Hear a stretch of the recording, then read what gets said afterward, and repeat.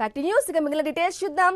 రాజస్థాన్ లో భారీ ఉగ్రకుట్రను పోలీసులు భగ్నం చేశారు. టోంక్ లో ఓ మారుతి కారులో తరలిస్తున్న 150 కేజీల అమోనియం నైట్రేట్ ను పోలీసులు సీజ్ చేశారు. ఇద్దరు అనుమానితులను అరెస్టు చేశారు. నిందితులు ఎంతో తెలివిగా ఎవరికి అనుమానం రాకుండా యూరియా బస్తాల్లో అమోనియం నైట్రేట్ ను తరలించడానికి ప్రయత్నించగా పోలీసులు అప్రమత్తమై కారును తనిఖీ చేశారు. 150 కేజీల అమోనియం నైట్రేట్ తో పాటు సుమారు 200 ఎక్స్ప్లోజివ్ బ్యాటరీలు, 1100 మీటర్ల పొడవైన వైరును స్వాధీనం చేసుకున్నారు. ఇక ఎక్కడో పెద్ద స్థాయిలో బాంబు పేలులకు ప్లాన్ చేసినట్లు పోలీసులు వెల్లడించారు.